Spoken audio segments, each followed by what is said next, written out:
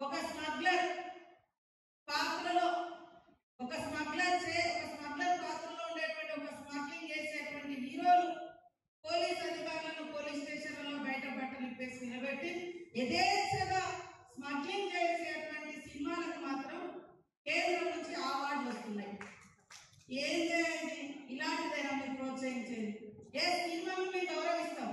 సినిమాలో ఒక entertainment public ఉంటుంది, కానీ పబ్లిక్ ఎలాంటి మెసేజ్ ఇస్తారు? స్మగ్లర్ హీరోలు అవుతారంట. ఒక అవేర్నెస్ ఇచ్చేటువంటి లాయర్ జీరో అయితే ఎట్లా? ఒకవేళ అక్కడ స్మగ్లింగ్ జరుగుతున్నప్పుడు దాన్ని కట్టడి చేసేటువంటి పోలీస్ అధికారి జీరో ఎట్లా అవుతాడు?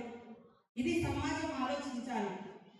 కాబట్టి సినిమా యాక్టర్లైనా, సినిమా ప్రొడ్యూసర్స్ అయినా, డైరెక్టర్లు అయినా ఈ సమాజాన్ని ఒక ఉన్నతమైనటువంటి సన్మార్గంలో తీసుకెళ్లేటువంటి లక్షణాలు, ఇతరుల గురించి తప్పించేటువంటి భావాన్ని, ఇతరులకు హెల్ప్ చేసే భావాన్ని, ఇతరుల గౌరవాన్ని కాపాడే విధంగా సినిమా తీస్తే సమాజం ఇంకా సన్మార్గంలో నడుస్తుంది.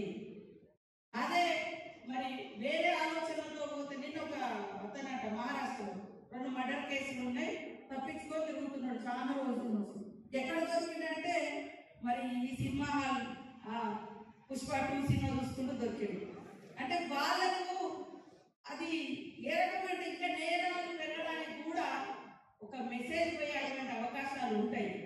మేము తప్పు పడతలేము, కానీ చట్టబద్ధంగా ఉండేటువంటి అధికార వ్యవస్థను, రాజ్యాంగం ఇచ్చినటువంటి అధికారిక వ్యవస్థను గౌరవించాలి.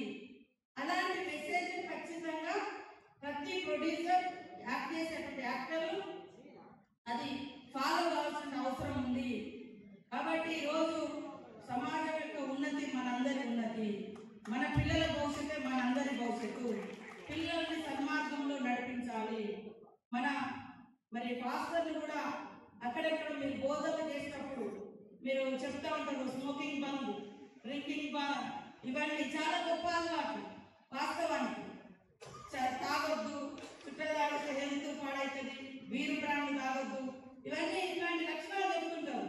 అట్లనే యువతకు కూడా మీ చర్చలకు వచ్చేటువంటి వాళ్లకు ఇలాంటి సన్మార్గమైనటువంటి విద్యాబుద్ధులు లాంటి మంచి మానవతా దృక్పథం ఉన్నటువంటి లక్షణాలను నేర్పించాలి.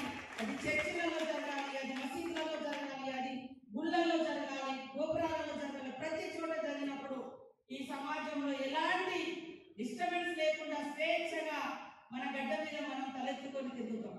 ఇవాళ ఒక అమ్మాయి బయటకు వచ్చి ఇంటికి పోవాలంటే రాత్రి